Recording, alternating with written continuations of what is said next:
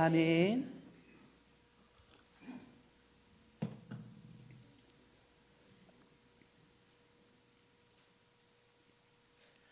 인간의 근본적인 문제는 하나님이 창조하셨던 에덴 동산에서는 아무 문제가 없었습니다. 선악과를 먹지 말라 했는데 선악과를 먹은 이후부터 생사화복의 굴레 속에 들어간 것이지, 그 전에는 마치 우리 전화기를 충전해서 100%꽉 채웠을 때처럼 그 안정감이 있었던 평안함, 그게 바로 에덴에서의 인간 창조와 천지 창조의 모습이었습니다. 그런데 이것을 누구 때문에 이뤘냐면 우리 인간의 죄 때문에 우리에게 주어졌던 모든 것을 잃어버리게 되었다는 것입니다. 우리 앞에 하나님께서 많은 것으로 예비해 두시고 한 인간을 인도하시는 과정에는 너무나도 많은 섭리로 이끄심을 알 수가 있습니다. 여기서 부산까지 간다 할지라도 내비게이션을 치고 가면 너무나 많은 400km라는 긴 여정을 구석구석 가게 될 것입니다. 그 과정에서 우리는 많은 일들을 겪게 되죠. 인생도 마찬가지인 것입니다. 생과 사와 화와 복이라는 이것이 우리 앞에 항상 있기 때문에 이것을 우리가 알고 가야 된다는 것입니다.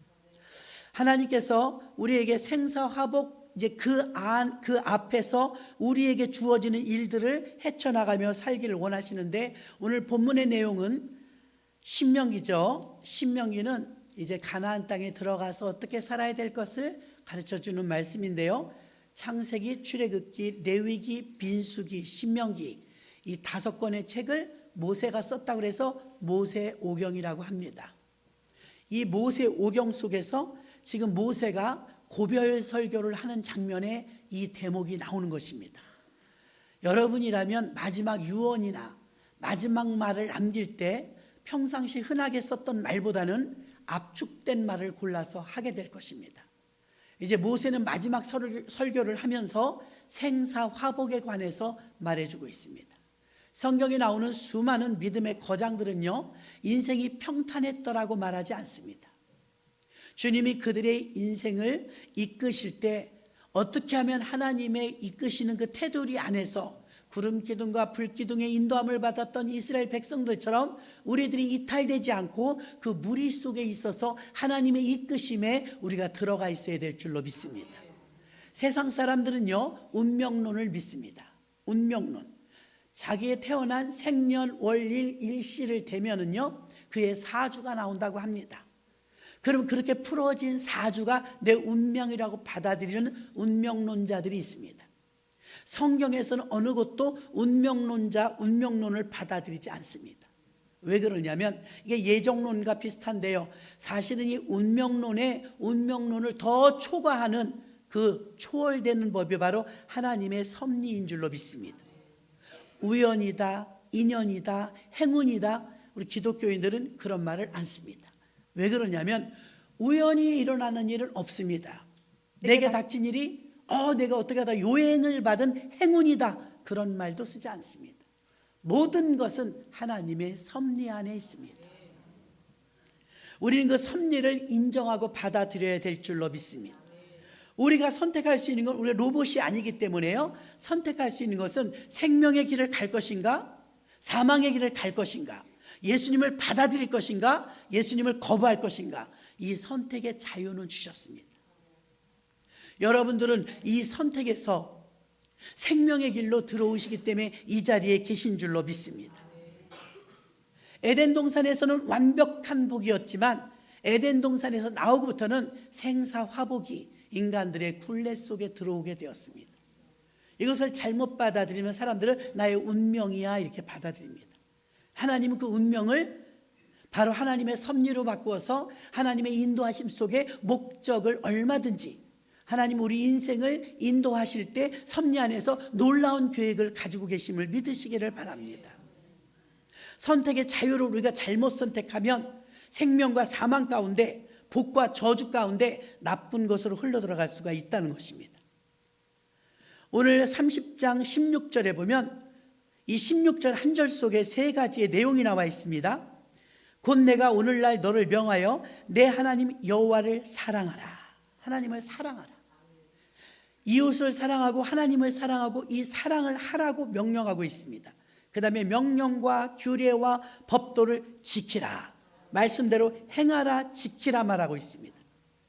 그럼 여기서 항상 성경 말씀은요, 조건부입니다. 하라, 하지 말라 두 가지로 되어 있어요. 이 하라와 하지 말라 중에서요, 여기 오늘 30장 16절에도 하나님을 사랑하라, 말씀대로 행하라, 명령을 지키라. 그 다음에 이게 나오면 그리하면 내가 생존하며 번성할 것이요, 내가 가서 얻을 땅에서 내게 복을 주실 것이라. 이렇게 내용이 전부 나와 있는 것을 알 수가 있습니다. 신앙의 삼박자는 하나님을 바로 알고 바로 믿고 바로 행하는 것입니다. 하나님을 바로 알려면 사랑해야 합니다. 하나님을 사랑하지 않고 하나님을 알 수가 없습니다. 또 하나님의 말씀에 우리는 순종해야 될 줄로 믿습니다.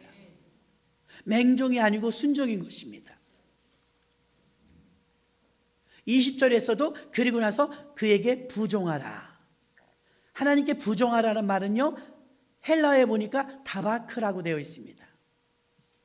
원어에 다바크라고 되어 있는데 연합하다, 착 달라붙어 있다, 밀접히 결합되어 있다, 이런 연합 하나됨을 말해주고 있습니다.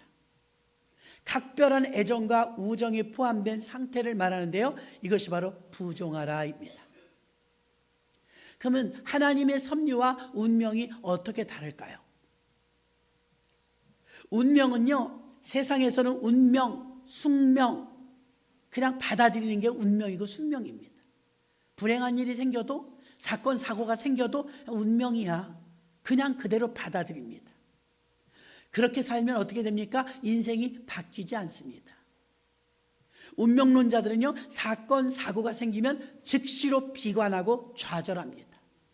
그의 사주로 인해서 운명이 결정되었기 때문에 평생 나는 그대로 살아야 된다고 생각을 하고 있는 것입니다. 하나님의 섭리는 좀 고차원적입니다. 하나님의 섭리는 운명이 결정된 게 아니고 하나님의 섭리로 인하여 결정되는 것입니다. 하나님의 섭리로 우리가 살아나가는 것이고 우리가 생존하는 것입니다. 대표적인 사람을 아브라함을 보겠습니다. 아브라함은 운명으로 받아들이는가 섭리로 받아들이는가 한 사건을 보도록 하겠습니다. 창세기 22장 7절로 8절, 이삭이 그 아비 아브라함에게 말하여 가로되 내 아버지여 하니 그가 가로되 내 아들아 내가 여기 있노라. 이삭이 가로되 불과 나무는 있거니와 번제할 어린 양은 어디 있나이까? 아브라함이 가로되 아들아 번제할 어린 양은 하나님이 자기를 위하여 친히 준비하시리라고 그 두 사람이 함께 나아가서, 아브라함은 이미 자기 아들이 하나님께 바쳐져서 죽어야 될 운명이라고 받아들였다면, 이게 지금 이 말씀 속에서 아버지 불과 나무는 있는데 왜 재물이 없어요? 이렇게 물어봤을 때 그건 이미 결정됐고 그게 바로 재물이 너야, 이렇게 말했을지도 모릅니다. 아니 본인이라도 속으로 그렇게 생각했을지 모릅니다. 근데 아브라함이 이렇게 말합니다. 재물은 하나님이 친히 준비하셔. 이것은 하나님의 섭리에 바뀌는 것입니다. 아브라함은 운명론자가 아니었고, 자 이미 결정됐어요. 죽이라고 했거든요. 그럼 이 아들이 죽는다는 운명을 벌써 아는 거예요. 그런데 아브라함의 믿음은 운명론자가 아니고 아브라함은 하나님의 섭리와 하나님의 약속을 믿었습니다. 그래서 어떻게 되었습니까? 하나님께서 예비하실 거야. 그 믿음대로 하나님이 순양을 준비하신 줄 믿습니다. 이렇게 여러분, 우리는 나는 뭘 해도 안 돼, 나는 원래 좀 재수가 없어, 나는 뭐 뽑기도 하나 맞은 적이 없어, 이렇게 자기를 운명론에 가두면은 발전할 수가 없습니다.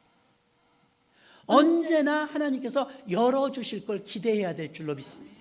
요셉을 보십시오. 그의 운명이 비참해졌습니다. 삶이 아주 고달퍼졌습니다. 부잣집 11번째 아들이었는데 이제 이 사람이 운명 어떻게 됐습니까? 종살이를 해야 되고 감옥살이를 해야 됩니다. 거기서 무슨 희망이 있을 수 있습니까? 외국에서. 그런데 그는 꿈을 버리지 않았고 하나님을 끝까지 신뢰했습니다. 그러므로 그가 비관하거나 좌절하지 않고 어디 가서나 밝은 모습으로 충성되게 일한 모습을, 성실하게 살아낸 모습을 우리는 곳곳에서 찾아낼 수가 있습니다. 아브라함은 이렇게 하나님께서 친히 예비하실 거야, 하나님의 섭리를 믿었지 운명에 맡기지 않았다는 것입니다. 아브라함은 아들 이삭을 운명에 대해서 말하지 않고 하나님께서 예비하셨다고 말함으로 하나님의 섭리를 끌어들이게 되는 것입니다. 섭리는요, 계속 움직이는 역사지만 운명은 결정되어 있는 것입니다. 움직이지 않습니다. 그리고 성경의 곳곳에서는 반전이 일어나는 경우가 너무나 많습니다.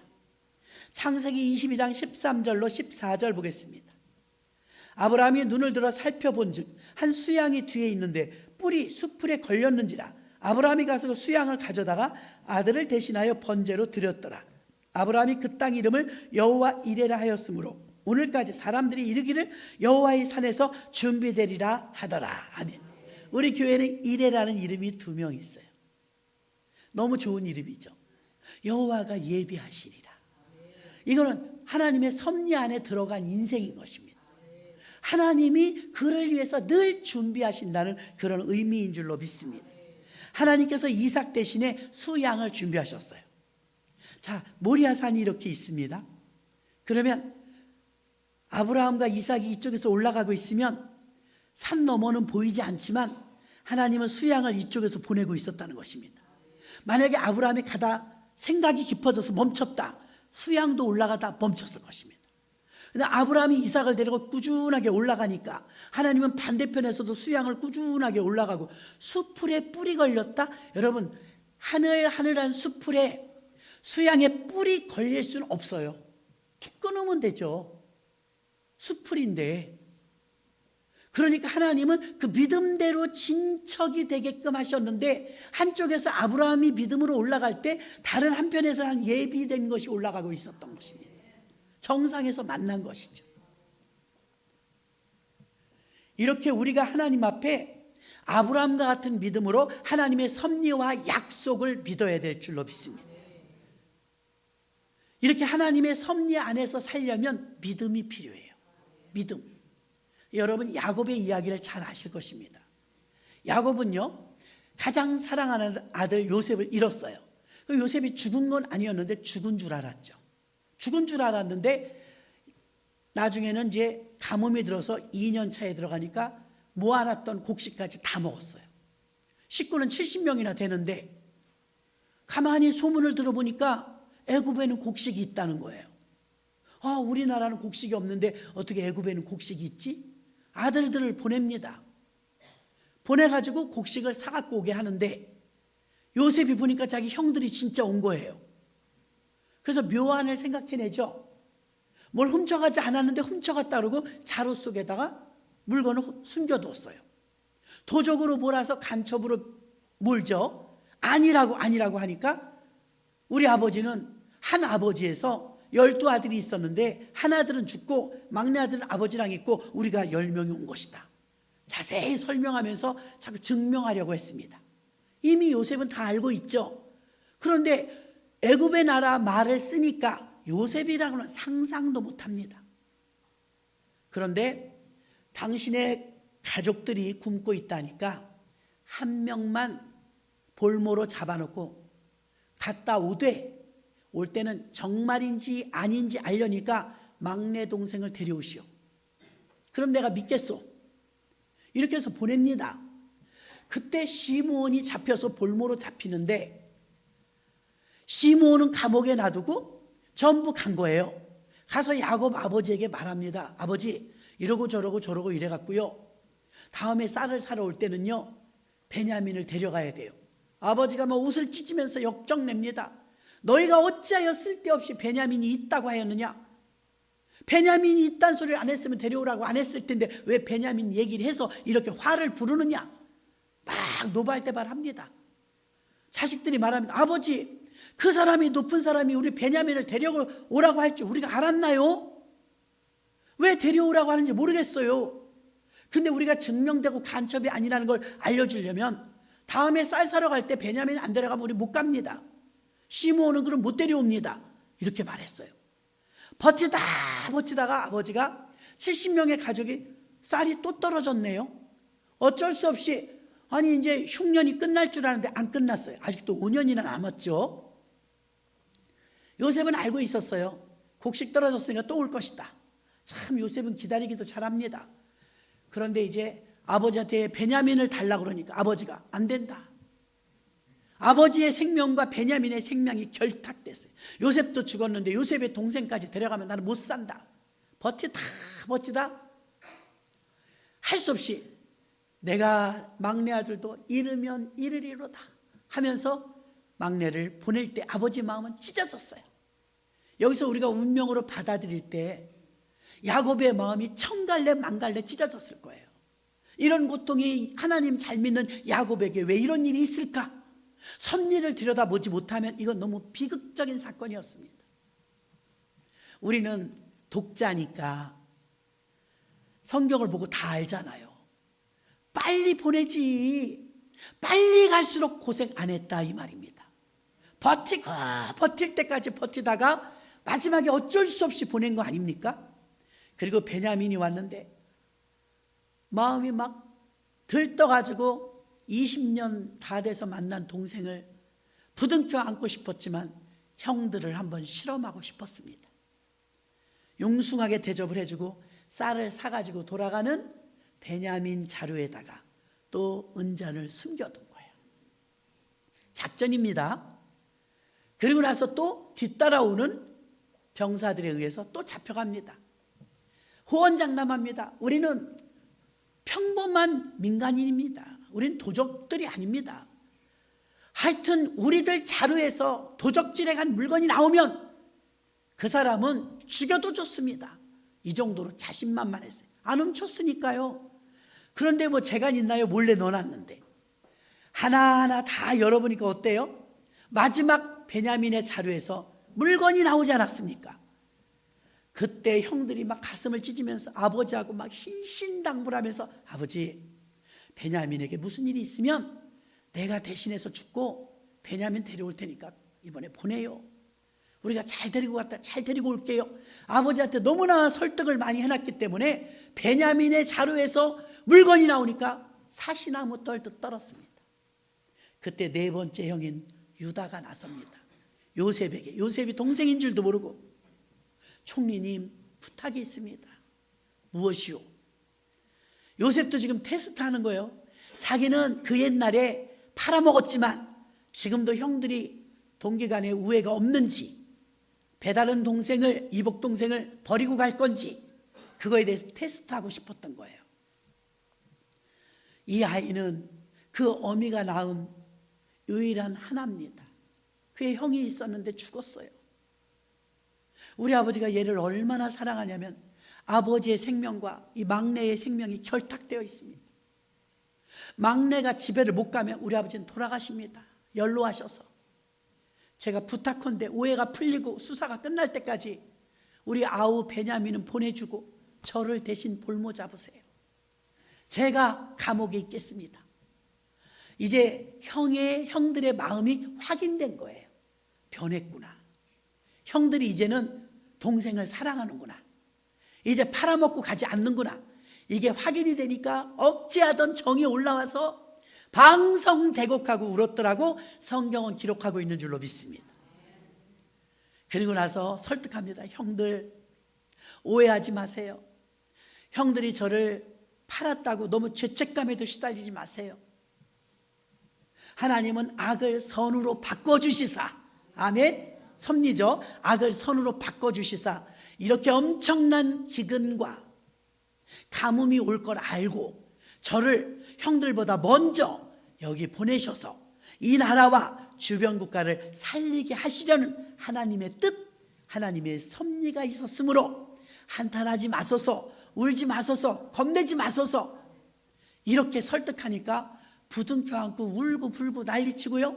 그 다음에 황금마차를 준비해서 형들이 그냥 가면 아버지가 안 믿을 테니까 이 수레를, 멋진 수레를 보낼 테니까 이 수레에 아버지 태우고 형들 아직도 가뭄이 내년에 안 끝나요. 후년에도 안 끝나요. 5년은 더 가뭄이 올 겁니다.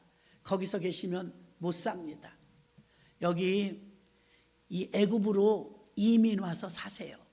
아버지랑 다 식구들 모시고 오세요. 여기 오면 비옥합니다. 먹을 거 풍족합니다. 이렇게 잘 설득해서 보냈어요. 여러분, 이 금마차를 타고 요셉이 보낸 모든 것을 보니까 눈이 휘둥그레지는데, 야곱이 그걸 보고서 죽은 줄 알았던 아들이 살았다는 기쁜 소식과 더불어 총리가 되었고 살 길을 열어주고 전 식구가 이민 갈 수 있는 길을 열어준 것은 요셉이 이미 초청했기 때문에 예정된 일이었지만, 이 일이 느려진 것은 야곱의 믿음이 약했기 때문이에요. 이때 베냐민을 보내면 죽을까 봐 빨리 못 보낸 거예요. 우리는 성경을 읽으면서 안타까운 게, 빨리 보냈으면 고생 좀 덜 했을 텐데, 이게 야곱의 일가만의 문제가 아니라 오늘 현실의 우리들의 문제예요. 우리가 당하는 모든 고통과 고난과 어려움은 믿음과 비례합니다. 믿음이 없으면 고생하는 거예요. 하나님의 섭리를 믿고, 여러분 무슨 일이 있어도 하나님의 섭리와 하나님의 약속을 신뢰하시기 바랍니다. 믿으시길 바랍니다.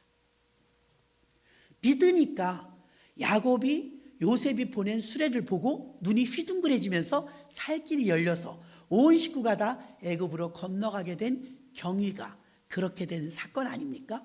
이 사건을 우리가 잘 아니까요, 믿음이 있었다면 빨리 보냈을 거예요. 하나님께 내 베냐민의 생명을 맡깁니다. 하나님의 베냐민을 지켜주실 줄 믿습니다. 이랬으면 빨리 보냈을 거 아닙니까? 버틸 때까지 버티다가 고생하다가 어쩔 수 없이 보낸 거 아닙니까? 그리고 요셉은 자기 동생을 위해서 형들을 테스트해 보니까 형들이 동생 대신 유다가 있겠다고, 내가 감옥에 있을 테니까 우리 막내는 제발 보내달라고, 안 그러면 우리 아버지 병난다고, 그 동생을 사랑하는 그 마음을 확인하고 그 애굽에서 형제들한테 자기의 신분을 밝히죠. 형들, 나 요셉이에요. 죽은 줄 알았던 그 요셉입니다. 두 가지 반응이 나타났을 거예요. 하나는 너무 놀래서 기쁘고 놀래고, 또 하나는 큰일 났다. 큰일 났다 생각하지 않았겠습니까? 왜? 자기들이 팔아먹었으니까. 이걸 우리에게 복수한다면 우리는 지위로 보나 힘으로 보나 이제 우린 죽었다, 두려움이 생겼을 것입니다. 그러나 요셉은 예수님의 예표가 되는 사람, 용서와 사랑의 사람이었기 때문에 요셉은 그들을 죽이려는 의도도 없었고 용서하며 그들을 품고 다 살리는 역사로 바꾸어낸 줄로 믿습니다. 요셉은 그 감옥살이를 하거나 종살이를 해도 운명으로 받아들이지 않았어요. 더 이상 소망이 없었음에도 불구하고 그는 그 환경 속에서 반드시 하나님은 나에게 꿈을 주셨고 하나님의 그 섭리 안에서 이루실 것이라는 믿음이 있었습니다. 그 믿음이 있었기 때문에 그는 애굽이라는 나라가 13년 만에 총리가 되어서 2인자의 역할을 감당하고 그 주변 국가까지 다 굶어 죽는 것을 면하게 하는 엄청난 사명을 요셉이 감당한 줄로 믿습니다. 아브라함도 이삭을 모리아산에 데리고 가면서도 운명으로 받아들이지 않았어요. 하나님의 섭리로 받아들였습니다. 하늘의 별처럼 바닷가의 모래처럼 후손을 많아지게 하겠다고 약속하신 것을 이루려면 지금 이삭이 죽으면 물거품이 되잖아요. 어떤 기대감, 하나님이 약속하셨었는데 그 약속을 생각하면 내가 어떤 답을 내리지는 못하지만 하나님의 섭리가 있을 거야. 하나님의 뜻이 있을 거야. 이것을 믿었던 아브라함에게는 그 믿음대로 여호와 이레의 사건이 생긴 줄로 믿습니다.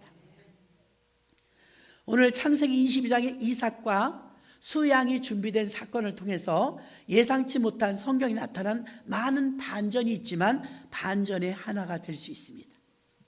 요셉이 총리가 되는 사건도 반전이죠. 다윗이 골리앗을 이긴 것도 반전입니다. 에스더서의 하만이 모르드게를 죽이려고 한 것에 자기가 죽었으니 이 또한 반전입니다. 기생 라합이 창에 붉은 줄을 매무로 인해서 가족을 다 살려낸 사건이 여리고의 모든 사람이 죽었어도 라합은 그의 가족과 죽지 않았습니다. 이 또한 반전인 줄 믿습니다. 사울이란 사람은 사도행전 9장 1절에 보면 살기가 등등하여, 그의 모습이 살기가 등등하다고 써 있어요. 사울은요, 인정머리 없고요, 잔인한 사람이었습니다. 사람을 죽이고도요, 눈 하나 까딱하지 않았어요. 그런 잔인했던 사울이 사도 바울이 됩니다. 이 또한 굉장한 반전인 줄로 믿습니다. 반전 중에 반전은 십자가와 부활입니다. 십자가에 죽으신 예수 그리스도께서 3일 만에 부활하셨고 그 부활로 인하여서 죽음을 이기셨으니 바로 반전 중에 큰 반전인 줄로 믿습니다. 우리 삶 속에 어려움과 역경이 온다 할지라도 여러분은 반전을 믿으시기를 바랍니다. 하나님 은혜 안에서는, 섭리 안에서는 얼마든지 가능한 일인 것입니다. 팔복을 보면 반전이 나옵니다. 마태복음 5장 3절로 10절까지 보면 심령이 가난한 자는 복이 있나니 천국이 저희 것이며 애통하는 자는 복이 있나니 저희가 위로를 받을 것이며 온유한 자는 복이 있나니 저희가 땅을 기업으로 받을 것이며 의에 줄이고 목마른 자는 복이 있나니 저희가 배부를 것이며 긍휼히 여기는 자는 복이 있나니 저희가 긍휼히 여김을 받을 것이며 마음이 청결한 자는 복이 있나니 저희가 하나님을 볼 것이며 화평케 하는 자는 복이 있나니 저희가 하나님의 아들이라 일컬음을 받을 것이며 의를 위하여 핍박을 받은 자는 복이 있나니 천국이 저희 것입니다. 산상수훈 팔복입니다. 3절부터 나온 가난한데 왜 천국이에요?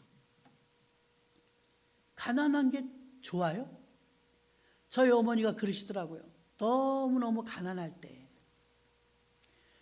힘써도 애써도 안 될 때 산꼭대기에 올라가서 다리를 쭉 뻗고 아버지 아버지 하면서 울은 적이 있대요. 가난이 풀리지 않아서. 이건 인간의 힘으로 능으로 안 되더래요. 너무 역부족이었대요.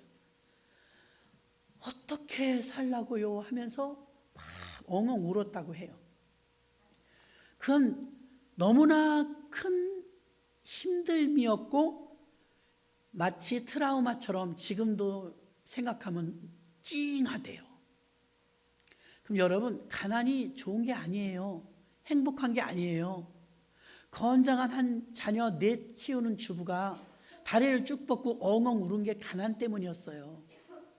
그 가난이 너무 혹독하고 힘들어서 버텨내느라고 울며 기도했다는 거예요. 지금도 그런 사람이 있을 거예요. 물질 문제 때문에 다리 쭉 뻗고 엉엉 우는 사람 있을 겁니다.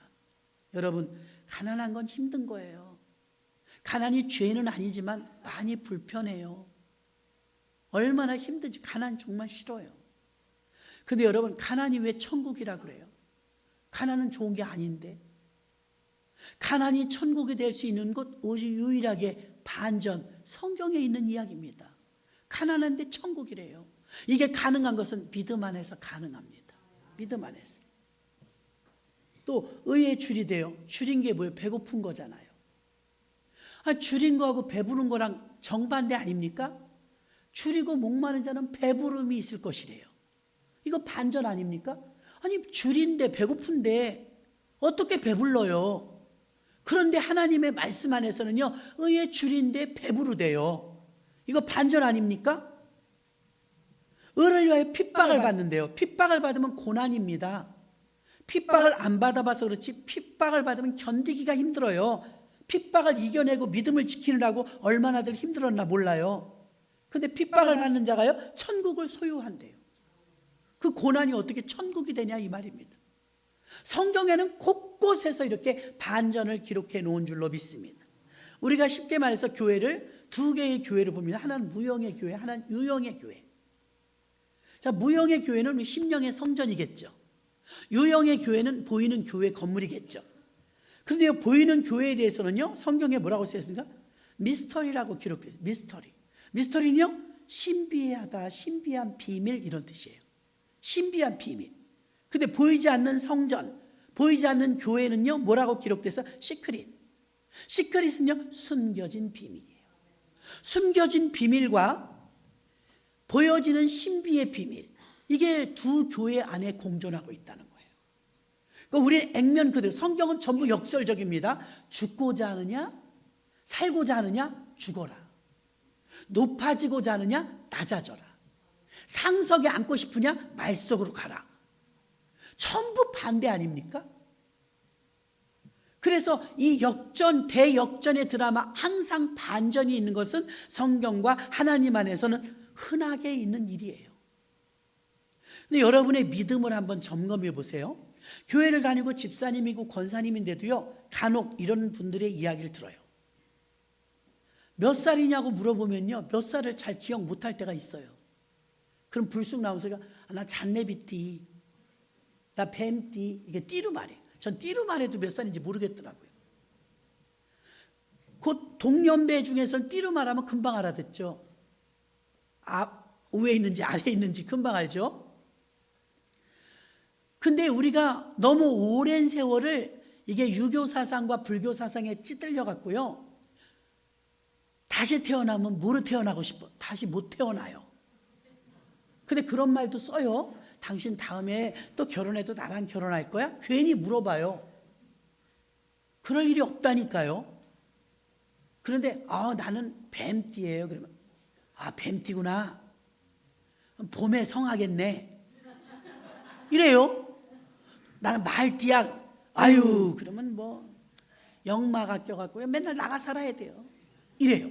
여러분, 이거 이중잣대입니다. 이중잣대, 위배되는 겁니다. 교회 안에서는 또 제사를 지낸다. 우리가 말하는 제사는 하나님께 드려지는 제사거든요. 근데 돌아가신 부모님, 뭐 조상님들 제사 지낸다 이렇게 생각을 해요. 제사 그런 거 성경에 없어요, 여러분. 제사 안 지내는 거예요. 지내면 안 됩니다. 왜? 한 번 왔다 가면 구렁이 끼어서 끝이에요. 천국 아니면 지옥밖에 없거든요. 모든 인생은, 요즘 이제 두란노에서도 비교 종교를 하는데요, 다른 종교는 윤회가 많아요. 윤회 사상이. 그래서 또 태어나고 또 태어나고 또 태어나는지 알아요. 성경은 정확하게 말해주고 있습니다. 모든 인생은 일생이라고. 한 번 태어났다 한 번 가는 게 정한 이치래요. 걱정하지 마세요. 그러니까 윤회설을 믿기 때문에 고기를 못 먹어요. 불교는 소고기 먹으면 할아버지 뭐 어떡해, 그죠? 그래서 살생을 못하는 거예요. 근데 기독교는 그거를 용납하지 않습니다. 동물을 용납하지 않아요. 근데 기독교인이면서도 운명론을 은근히 받아들이는 거죠. 나는 뱀띠야, 나는 호랑이띠야, 혈기가 많아. 여러분, 우리 전부 예수 팀이에요. 예수 팀, 예수 가족. 그래서 우리가 예수 믿으면서도 여전히 그 가라앉았던 샤머니즘적인 것이, 무속적인 것이 자리 잡고 있는 사람은 어떠냐면 운명론을 믿어요. 운명론. 그 자기 자신도 운명론으로 끌고 들어가요. 나는 원래 이런 사람이야. 여러분, 운명론에 갇혀 있으면 여러분이 발전하기가 힘들어요.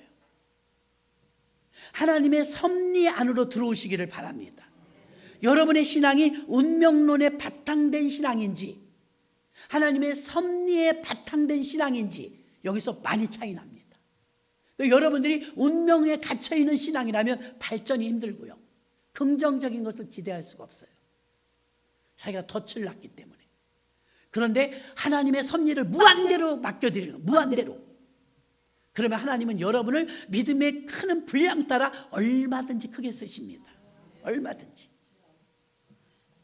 에베소서 1장 23절로 25절에 보면 교회는 그의 몸이니 만물 안에서 만물을 충만케 하시는 자의 충만이니라. 교회가 몸이라는 표현을 교회 세우는 천재인 바울이 썼어요. 2000년이 지난 지금 21세기에 뉴욕의 맨하탄에 리디머 교회라고 있어요. 리디머 교회. 팀 켈러 목사님이 담임 목사님이고요. 20세기까지는 모든 교회가 지역교회였어요. 논현동에 있으면 논현교회, 만수동에 있으면 만수교회, 서울에 있으면 서울교회, 이렇게 지역교회에 국한됐던 엄청난 큰 틀을 팀 켈러 목사님이 깼어요. 어떻게 깼느냐? 예수님에 대한 표현을, 교회에 대한 표현을, 여러분, 교회가 예수님이고 예수님이 교회예요. 왜? 지금 우리가 읽은 교회는 그의 몸이니. 믿습니까? 교회는 그의 몸. 그가 누구냐면 예수예요. 교회가 예수님이에요. 교회가 예수님이고 예수님이 교회고 예수님이 복음이에요. 자, 그러면 보십시오. 교회가 그의 몸이라고 가장 적절하게 표현했던 바울. 이것으로 인해서 사람들의 이미지가 다 깼는데 어떻게 깨졌냐면 예수님이 어떤 다른 인격체인 줄 알았는데 교회가 예수님이네. 같은 거네. 몸에 붙어 있는 게 다 하나네. 연합이네. 이것을 얼른 연결해 줄 수 있게 말한 게 교회는 그의 몸이니 이 말 한마디였어요. 언어가 대단한 힘이에요. 그래서 교회는 그의 몸이니 그 이후로 2000년이 흘렀다고 그랬어요. 지금 21세기에 들어서면서 팀 켈러 목사님은 교회를 지역교회라는 테두리를 뻥 뚫어놓은 게 뭐냐면 센터 처치. 센터가 뭐예요? 중앙, 기준 이런 거잖아요. 자, 전 세계는요 100만 개의 교회가 있어요. 100만 개의 교회 가운데 약 10%에서 15%의 교회가 85% 되는 전 세계 교회를 리드하고 끌고 가고 있어요. 맨 앞에는 하나님이 계시고. 자, 그럼 하나님의 눈치를 빨리 채는 사람은요 그 하나님의 섭리 안에 쑥 들어오는 거죠. 그 하나님의 섭리 안에 들어와서 보니까 세계 교회가 하나더라 이거예요. 웨슬레가 말한 것처럼 전 세계 나의 교구다 그랬잖아요. 보니까 교회가 지역교회로 한정 지을 게 아니더라 이거예요. 교회는 전 세계적인 교회더라 이거예요. 그래서 이 100만 개의 교회를 이끌고 가는 그 10%에서 15%의 교회를 중심되는 교회, 센터가 되는 교회, 이끌 수 있는 교회로 딱 자리매김을 했어요. 자기네 교회부터 9.11 테러 사건 이후에 엄청난 충격과 아픔을 겪었던 이 리디머 교회가, 집집마다 초상이 나서 어려웠던 이 교회가 그 잿더미에서 일어서서 전 세계 1위 교회가 됩니다. 전 세계 1위 교회. 전 세계 천여 교회 개척과 개척 지원을 하고 250교회 지교회를 세우는 엄청난 역사를 일으킵니다. 팀 켈러 목사님의 마인드 속에서 센터 처치란 말이 처음 나왔어요. 전 세계 교회 가운데 중앙이 되자, 중심이 되자, 이런 의미라서 저희도 가끔 제가 그런 말을 쓰죠. 여러분, 우리 교회가 비록 그리 크지 않고 인천의 어느 한 부분에 있는 교회라 할지라도 우리의 꿈은 세계가 목표인 것입니다. 센터 처치인 것입니다. 우리는 뒤에 처져 있는 지역교회가 아니에요. 지역에 한정된 교회가 아니라 얼마든지 펼쳐나갈 수 있는 무한대의 센터 처치가 되자, 중심교회가 되자 이 말입니다. 세계 90개국에 1000개 이상의 교회를 개척하고 지원하고 있는 팀 켈러 목사님과 센터 처치의 그 복음의 메시지는 명료했어요. 첫째, 복음 중심. 둘째, 도시 중심.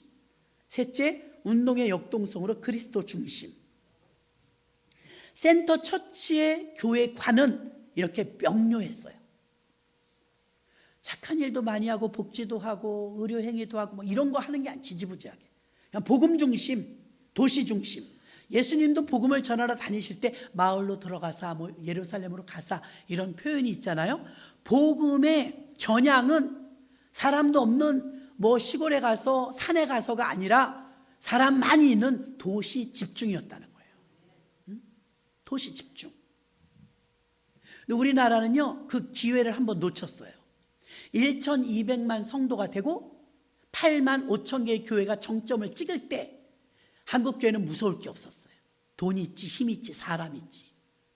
그때 우린 다 산으로 들어갔어요. 기도원들 세우느라고 난리 교회마다. 그때 산으로 가면 안 되는 거였어요. 그때 교회를 몇만 개 더 세웠어야 하는 거였어요. 도시의 교회를 더 세웠어야 하는 거예요. 근데 지금 산속에 들어갔던 그 많은 기도원들, 어마어마하게 지어놓은 한국의 기도원이 얼마나 많은지, 교회가 교세만 어느 정도 되면 다 개 교회마다 기도원이 있었어요. 지금 가보면 얼마나 많이 텅텅 비고 안 모이고 바쁘게 사는 현대인들이 기도원에 잘 못 가요. 몇몇 기도원들 외에는 명맥을 유지하기도 힘들 정도가 되어버렸어요. 그때 산으로 들어가지 말았어야 됐다 이 말이에요. 예수님이 하셨던 것처럼 사도 바울이 했던 도시를 뚫고 들어갔어야 됐다 이 말입니다. 그러니까 사도행전을 전문적으로 하는 이 리디머 처치가요, 팀 켈러 목사님은요 그걸 명시한 거예요. 복음은 교회는 도시 중심으로 세운다. 도시 중심으로. 시골 교회를 하지 말란 소리가 아니에요. 더 세우려면 도시에 세우라 이 말인 것입니다. 그래서 지역 교회의 벽을 뚫어버렸어요. 지역 교회. 한정되어 있는 그 이웃과 주민과 함께하는 게 소극적인. 자, 세계적으로 나가면 역사가 그래요. 뭐 중국에 가도 러시아에 가도요, 다 세계적인 문화는 광장 문화예요. 광장. 천안문 광장 이런 식으로. 우리나라만 마당 문화예요. 마당. 그렇죠? 뒤뜰 안뜰 그러면서 우리는 굉장히 소극적이에요. 그리고 강화에 한번 갔을 때 연산군 유배되어 있던 그 집을 들어가 봤거든요. 어머, 집이 왜 그렇게 조그매요? 여러분, 우리가 그렇게 조그맸었나 봐요. 키가. 옛날 시골집을 그대로 재현해놨는, 여러분도 민속 좀 가봐요. 발 뻗고 잘 수 있겠어요? 워낙 방이 좁더라고요. 근데 그때는 다 그렇게 살았으니까 좁은지 몰랐어요. 마치 어른이 돼서 어릴 때 뛰놀던 동네 가보면 애게 이런 느낌이 있잖아요. 굉장히 우리나라는 소극적이에요. 독수리는 치면서 올라가지만 닭은 날개가 있지만 뒤뜰밖에 못 간다잖아요. 그러니까 우리가 광장 문화가 아니고 마당 문화였기 때문에 우리가 굉장히 소극적이에요. 소극적. 근데 우리가 세계적으로 이제 눈을 뜨면은요, 우리도 소극적이 아니라 적극적으로 하게 될 줄로 믿습니다. 그러니까 우리가 지역 교회의 틀을 벗어나지 못했었는데 리디머 교회가 이걸 선포해 버림으로 인해서 센터 처치, 전 세계의 글로벌 교회를 겨냥했기 때문에 이제 교회는 이 울타리를, 지역 교회 울타리를 벗어나게 된 줄로 믿습니다. 그래서 2000년이 지난 지금 사도 바울 이후로 멋진 이 성경의 언어를 써낸 사람이 교회는 몸이다. 기가 막힌 말을 쓴 거예요. 교회는 몸이다. 너무 적절한 표현이었죠. 그런데 그리고 2000년이 지난 지금 팀 켈러 목사님은 교회는 센터 처치다. 지역에 한정되어 있지 않다라고 말한 줄로 믿습니다. 그래서 지역 교회를 뛰어넘었죠. 자, 우리는 생명을 택할 것인가, 사망을 택할 것인가? 우리에게 자유의지를 주셨고 하나님은 하나님의 섭리 안으로 우리가 들어오길 원하고 계십니다. 우리에게 우연이란 없습니다. 우리에게 행운도 없습니다. 모두 하나님의 뜻과 하나님의 섭리 안에 있을 뿐인 것입니다. 우리의 믿음의 바탕을 여러분이 운명론에 둔다면 여러분이 거기 갇혀버리는 것입니다. 그러나 여러분의 믿음의 바탕을 하나님의 섭리 안에 두시면 무한대로 하나님이 쓰실 줄 믿습니다. 하나님의 섭리 안에 여러분이 들어가 계신데 요셉을 돌고 돌아서 총리가 되게 하시고 총리가 되고 나니까 하나님의 섭리였다고 말할 수 있는 것입니다. 여러분의 인생도 하나님이 그렇게 이끄실 수 있는데 거기에는 우리의 믿음이 필요하다 이 말입니다. 믿음이 없으면 요셉처럼 못 기다립니다. 저라도 총리 되자마자 아버지 찾아갔을 거예요. 그럼 형제들은 눈치 보느라고 정신없었고 제대로 치유가 되지 못했을 것입니다. 그런데 기다리죠. 하나님이 꿈에 11별이 자기한테 절했으니까 하나님이 이 상황을 만들어줄 때까지 그는 기다렸어요. 가뭄 2년차, 풍년 7년 합해서 9년을 기다렸어요. 9년. 저 같으면 못 기다려요. 금이 환영해야죠. 총리 됐는데. 힘이 있는데. 조급할 수 있어요. 요셉은 하나님의 섭리 안에 들어가 있었어요. 하나님이 자연스럽게 그 꿈을 이루어 주실 때까지 기다렸어요. 이게 바로 믿음인 줄로 믿습니다. 아까 기도에도 말씀하셨잖아요. 조급하지 않게 해달라고. 조급함은 의심이고 의심은 불신앙이고 불신앙은 믿음이 없는 거예요. 믿음이 있으면 기다리는 것에 대해서도 의연해요. 의연해. 삼성 이재용 회장님이 당신 내가 취직시켜줄게. 그럼 그거 믿을걸요?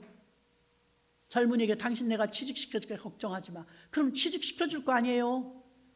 그룹의 회장이 한마디라도 그걸 믿을 텐데 하나님이 성경에 1189장으로 기록되어 있는 이 하라 하지 말라 약속의 말씀을 여러분이 믿으시기를 바랍니다. 하나님 말씀을 신뢰하시면 내 인생도 하나님의 섭리 안에 들어가 있으므로 하나님이 어떻게 역사하실지 믿고 맡기시기를 바랍니다. 말씀을 빼앗기지 마시고 말씀을 정리합니다. 여러분, 우리 앞에는요 항상 반전의 역사가 있어요. 성경은 늘 반전의 역사가 있었습니다. 그 하나님이 나를 향해서 때로는 미스터리하고 때로는 시크릿한 이런 놀라운 역사들을 많이 예비해 두고 계십니다. 운명론자들은요 우연을 많이 믿어요. 행운도 믿어요. 자비도 믿어요. 그러나 섭리를 믿는 사람들은요 오직 명확합니다. 하나님의 은혜라고 말하고 하나님의 섭리라고 말합니다. 우리가 운명에 갇혀서 여러분의 그 광대해질 수 있는 꿈을 줄이지 마시고 여러분이 가둬놓지 마시고 하나님의 섭리의 신앙의 바탕을 두어서 하나님이 내 인생을 어떻게 이끌고 가실 것인지 기대하시고 그 이끄시는 속에서 순종하셔서 놀라운 하나님의 축복을 받는 주인공들 되시기를 주님의 이름으로 축원합니다. 기도합니다.